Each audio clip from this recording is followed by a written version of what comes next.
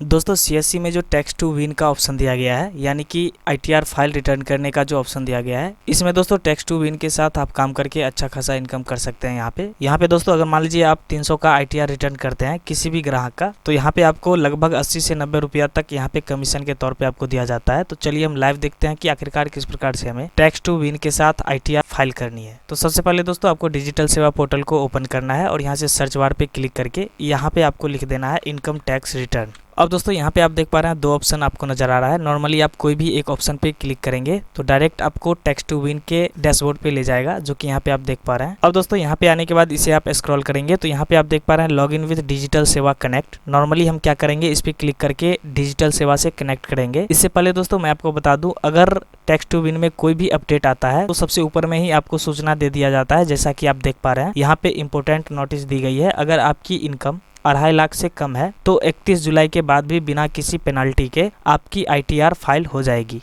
तो चलिए हम यहाँ से लॉगिन करते हैं। अब दोस्तों लॉगिन होने के बाद कुछ इस प्रकार का इंटरफेस आपको नजर आएगा। यहाँ पे दोस्तों आप देख पा रहे हैं बेसिक इन्फॉर्मेशन यहाँ पे पूछा जा रहा है। तो सबसे पहले दोस्तों यहाँ पे बोला जा रहा है पैन नंबर डालें। और साथ ही दोस्तों इससे पहले मैं आपको बताना चाहूँगा, अगर आपको इसमें से कोई भी ऑप्शन समझ में नहीं आता है तो नॉर्मली आप यहाँ पे देख पा रहे हैं स्टार्ट द टूर। नॉर्मली आप क्या करेंगे, इस पर क्लिक कर देंगे तो जिस भी ऑप्शन पे ये हाईलाइट होगा उसके बारे में पूरा यहाँ पे डिटेल्स में आपको बताया जाएगा। इसके बाद जैसे ही आप नेक्स्ट पे क्लिक करेंगे तो अगले ऑप्शन पे आपको रिडायरेक्ट करेगा, जो कि यहाँ पे देख पा रहे हैं हाईलाइट करते हुए जा रहा है। बोला जा रहा है put your PAN card number same as per PAN, यानी कि दोस्तों पैन के अकॉर्डिंग यहाँ पे जो भी पैन नंबर है वो पैन नंबर आपको यहाँ पे डालना है। इसके बाद नेक्स्ट करेंगे तो यहाँ पे आप देख पा रहे हैं बोला जा रहा है put your Aadhaar number same as Aadhaar card, यानी कि दोस्तों आधार कार्ड का नंबर यहाँ पे डालना है।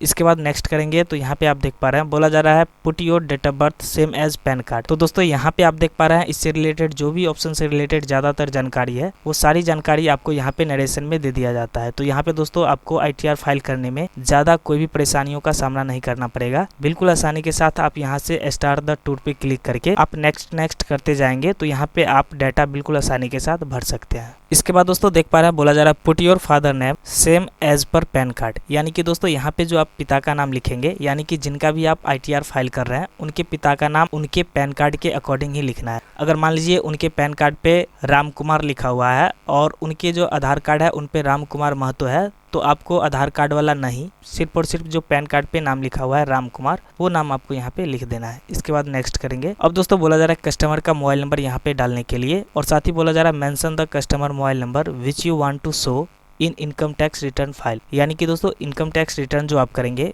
उसमें आप कौन से मोबाइल नंबर शो करना चाहते हैं वो मोबाइल नंबर आप यहाँ पे डाल देंगे। इसके बाद नेक्स्ट करेंगे। अब दोस्तों बोला जा रहा है ईमेल आईडी डालने को, तो आपको कोई एक ईमेल आईडी यहाँ पे डाल देना है। साथ ही दोस्तों यहाँ पे आप देख पा रहे हैं आपको दोस्तों यहाँ पे इस चीज को पढ़ना पड़ेगा। यहाँ पे बोला जा रहा है enter your email ID on which you will receive communication from income tax department in future don't have email ID left blank, यानी कि दोस्तों अगर आप यहाँ पे कोई ईमेल आईडी डालते हैं तो कोई भी अपडेट अगर आता है टेक्स्ट टू विन का तो यहाँ पे आपको ईमेल पे उसका मैसेज मिल जाएगा, यानी कि जो भी हितग्राही का आप आईटीआर फाइल कर रहे हैं उनके ईमेल पे ये मैसेज आ जाएगा। जैसे मान लीजिए रिमाइंडर का कि आपका जो है आईटीआर रिटर्न करने का समय आ चुका है, तो इसलिए यहाँ पे आपको कोई एक ईमेल आईडी हितग्राही से पूछ करके डाल देना है। इसके बाद नेक्स्ट करेंगे। अब दोस्तों बोला जा रहा है इनकम टैक्स पासवर्ड डालने के लिए, यानी कि दोस्तों अगर आपके पास इनकम टैक्स का पासवर्ड है तो यहाँ पे डाल ले, अन्यथा इसे आप खाली छोड़ सकते हैं, यहाँ पे डालने की आवश्यकता नहीं है। इसके बाद नेक्स्ट करेंगे। अब दोस्तों यहाँ पे आप देख पा रहे हैं बोला जा रहा है एड्रेस सेक्शन में मैं आपको ले जा रहा हूँ, यहाँ से नेक्स्ट करेंगे। इसके बाद दोस्तों पिन कोड पूछा जा रहा है, तो जो भी आईटीआर रिटर्न कर रहे हैं उनका पिन कोड पूछ करके और यहाँ पे आपको डाल देना है। इसके बाद नेक्स्ट करेंगे। अब दोस्तों यहाँ पे बोला जा रहा है enter the address as mention in Aadhaar card, तो दोस्तों यहाँ पे आप देख पा रहे हैं साफ साफ लिख दिया गया है कि जो भी आपके आधार कार्ड में एड्रेस है वो सारा एड्रेस यहाँ पे इस सेक्शन में आपको भरनी है। इसके बाद दोस्तों नेक्स्ट पे क्लिक कर देना है। अब दोस्तों फिर से बोला जा रहा है आधार में जो आपका पोस्ट या फिर जो जिला है वो चीजें आपको यहाँ पे भरना है। इसके बाद नेक्स्ट करेंगे। अब दोस्तों यहाँ पे बोला जा रहा है पुट योर बैंक डिटेल्स, यानी कि बैंक का यहाँ पे डाटा आपको डालना होगा। सबसे पहले दोस्तों बोला जा रहा है एफएससी कोड डालने के लिए, और साथ ही दोस्तों यहाँ पे देख पा रहे हैं बोला जा रहा है inter FSc code of your bank account in you want your TDS refund, यानी कि दोस्तों यहाँ पे बोला जा रहा है अगर आप टीडीएस को रिफंड पाना चाहते हैं जो भी खाते में, उस खाता का यहाँ पे आपको एफएससी कोड डालना होगा। इसके बाद नेक्स्ट करेंगे। अब दोस्तों बोला जा रहा है enter your bank account number in you want to TDS refund, यानी कि अगर आपको टीडीएस रिफंड चाहिए तो यहाँ पे आपको अकाउंट नंबर डालना है। इसके बाद नेक्स्ट पे क्लिक कर देंगे। अब दोस्तों बोला जा रहा है select primary bank account in you want your TDS refund, तो दोस्तों यहाँ पे ये चीज़ें क्यों आपको बता रहा है, तो यहाँ पे दोस्तों अगर मान लीजिए अगर आप ITR रिटर्न कर रहे हैं तो यहाँ पे अगर मान लीजिए आपका 4-5 अकाउंट खुला हुआ है, यानी कि 4-5 बैंक में, तो यहाँ पे वो सारे बैंक का यहाँ पे डाटा आपको ऐड करना होगा। तो जैसे मान लीजिए अगर आपको रिफ़ंड लेना है सिर्फ और सिर्फ यही अकाउंट पे, तो क्या करेंगे, मेन अकाउंट पे क्लिक करेंगे, तो यहाँ पे आपका जो TDS होगा वो सिर्फ और सिर्फ इसी अकाउंट में आपका TDS रिटर्न होगा। इसके बाद यहाँ से नेक्स्ट करेंगे। अब दोस्तों बोला जा रहा है इनकम डिटेल्स यहाँ पे डालें, तो चलिए हम इसे नेक्स्ट करते हैं। बोला जा रहा है दोस्तों यहाँ पे सैलरी इनकम है, अगर है तो यहाँ पे यस करें, अन्यथा नो करें।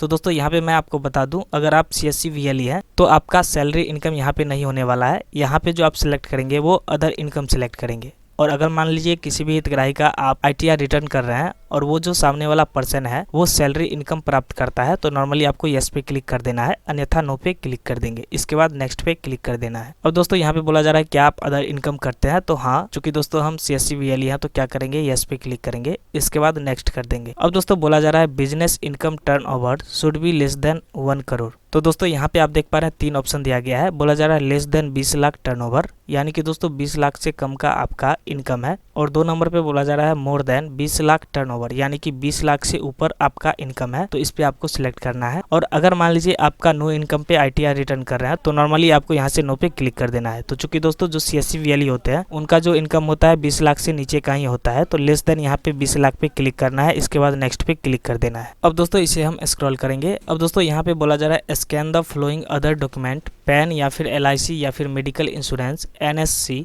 या फिर PPF फॉर्म 60 या फिर डिडक्शन प्रूफ ETC। यानी कि दोस्तों मान लीजिए यहाँ पे अगर आपके पास कोई ये डॉक्यूमेंट है तो डाले, अन्यथा यहाँ पे दिया गया है पैन कार्ड, तो नॉर्मली आपके पास पैन कार्ड होगा ही, आप स्कैन करके यहाँ पे वो पैन कार्ड ऐड कर सकते हैं। इसके बाद दोस्तों इसे हम स्क्रॉल करेंगे। अब दोस्तों यहाँ पे आप देख पा रहे हैं असेसमेंट ईयर ऑलरेडी यहाँ पे सिलेक्ट रहेगा कि आप कौन से फाइनेंशियल ईयर में ITR रिटर्न कर रहे हैं, वो चीज़ें यहाँ पे ऑलरेडी सिलेक्टेड रहेगा। इसके बाद दोस्तों आपको यहाँ पे डिक्लेरेशन को एक्सेप्ट करना है। इसके बाद यहाँ से सबमिट पे क्लिक कर देंगे। इससे पहले दोस्तों यहाँ पे आप देख पा रहे हैं जो आपका प्लान प्राइस है वो आपका टोटल 300 रुपया है, और साथ में जो GST लगेगा आपका वो टोटल 54 रुपया लगेगा। इसके अलावा दोस्तों यहाँ पे आपको अगर मान लीजिए आप एक CSC VLE है तो यहाँ पे आपको कमीशन के तौर पे इसमें आपको कमीशन भी दिया जाएगा, और साथ ही अगर आप खुद का ITR फाइल कर रहे हैं तो यहाँ पे आपका TDS भी रिटर्न होगा। तो चलिए हम नॉर्मली सबमिट पे क्लिक कर देते हैं। अब दोस्तों मैं PDF के अकॉर्डिंग आपको बताऊंगा कि किस प्रकार से यहाँ पे काम करनी है। जैसे ही दोस्तों यहाँ से आप सबमिट पे क्लिक करेंगे, इसके बाद स्क्रॉल करेंगे।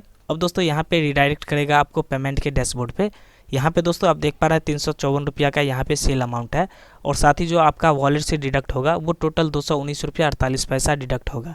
तो जैसे मान लीजिए यहाँ पे 354 में से 219 माइनस करेंगे तो आपका कमीशन इतना बन जाता है। टोटल 135 रुपया का यहाँ पे आपको कमीशन दिया जा रहा है अगर आप किसी भी हितग्राही का ITR फाइल करते हैं। फिर इसके बाद दोस्तों पेमेंट करने के बाद इसे हम स्क्रॉल करेंगे तो यहाँ पे आप देख पा रहे हैं बोला जा रहा है पेमेंट के बाद इस तरह की स्क्रीन दिखाई देगी, जिसमें E-फाइलर जोड़ने के लिए और TDS का अमाउंट जानने के लिए OTP आएगा। तो यहाँ पे दोस्तों देख पा रहे हैं कुछ इस प्रकार का इंटरफेस खुलेगा आपके सामने। नॉर्मली आप क्या करेंगे, सेंड OTP पे क्लिक कर देंगे। सेंड OTP पे क्लिक करने के बाद कुछ इस प्रकार का इंटरफेस खुलेगा। यहाँ पे दोस्तों आप देख पा रहे हैं यहाँ से सिलेक्ट करके OTP भेजें। तो यहाँ से अगर आप ITD के तहत OTP भेजना चाहते हैं तो इस पे क्लिक करेंगे, और अगर मान लीजिए आप आधार लिंक मोबाइल पे OTP गिराना चाहते हैं तो नॉर्मली आप आधार पे क्लिक करके कंटिन्यू पे क्लिक कर देंगे। जैसे ही दोस्तों कंटिन्यू पे क्लिक करेंगे, इसके बाद आपके मोबाइल पे एक 1 टाइम पासवर्ड आएगा, वो 1 टाइम पासवर्ड यहाँ पे डाल के वेरीफाई करेंगे। इसके बाद यहाँ पे देख पा रहे हैं बोला जा रहा है E-फाइलर ऑथेंटिकेटेड, यानी कि दोस्तों यहाँ पे बोला जा रहा है इस तरह से नए E-फाइलर जुड़ जाएंगे। तो यहाँ पे दोस्तों आपका E-फाइल हो जाएगा। इसके बाद स्क्रॉल करेंगे। अब दोस्तों 4 नंबर में बोला जा रहा है यहाँ से आप TDS की डिटेल्स इंपोर्ट या अपलोड कर सकते हैं। यानी कि दोस्तों ये जो TDS दिया गया है, जैसे मान लीजिए आप एक CSC VLE हैं तो आप जो भी काम करते हैं, यानी कि जो भी आपका बैलेंस शीट है वो बैलेंस शीट बना करके यहाँ पे आपको इंपोर्ट करना होगा। इसके बाद दोस्तों 5 नंबर पे बोला जा रहा है ITD से TDS की डिटेल्स इंपोर्ट हो जाएगी। यानी कि दोस्तों जैसे ही आप यहाँ पे इंपोर्ट या फिर अपलोड पे क्लिक करेंगे तो आपका जो भी ट्रांजैक्शन है, यानी कि जो भी आपने ट्रांजैक्शन करके बैलेंस शीट बनाया है, उसका यहाँ पे TDS डिटेल्स अपलोड हो जाएगी। इसके बाद दोस्तों बोला जा रहा है प्रोसेस कंप्लीट हो जाता है। इसके बाद ITR स्टेटस VLE डैशबोर्ड से देख सकते हैं। यानी कि दोस्तों जैसे ही आप यहाँ से सबमिट पे क्लिक करेंगे प्रोसीड पे, तो आपका यहाँ पे कुछ इस प्रकार का रिसिप्ट आएगा। ये आप नॉर्मली प्रिंट करके जो भी हितग्राही का आप ITR रिटर्न किए हैं उन्हें आप इसे प्रोवाइड कर सकते हैं। और साथ ही दोस्तों इसका जो डिटेल्स है, जो भी आपने ITR रिटर्न किया है उसका डिटेल्स आप बिल्कुल आसानी के साथ आप अपने टैक्स टू विन के वेबसाइट से देख सकते हैं। इसके अलावा दोस्तों हम बात कर लेते हैं, अगर आप ITR रिटर्न करते हैं तो इसके क्या क्या फायदे हैं, तो चलिए वो भी देख लेते हैं। तो यहाँ पे दोस्तों आप देख पा रहे हैं ITR भरने के फायदे, और साथ ही यहाँ पे लिखा हुआ है अधिक कटा हुआ TDS वापस पाने के लिए। यानी कि दोस्तों अगर मान लीजिए आप एक CSC BLE है और आप जैसे मान लीजिए पैन कार्ड अप्लाई किए, तो वहाँ पे TDS अगर आपका 1 रुपया आपके वॉलेट से डिडक्ट होता है तो वो TDS अमाउंट आपको बिल्कुल आसानी के साथ यहाँ पे रिटर्न हो जाएगा। इसके बाद दोस्तों बोला जा रहा है यहाँ पे डबल TDS से बचने के लिए, इसके बाद बोला जा रहा है वीजा प्राप्त करने के लिए आवश्यक।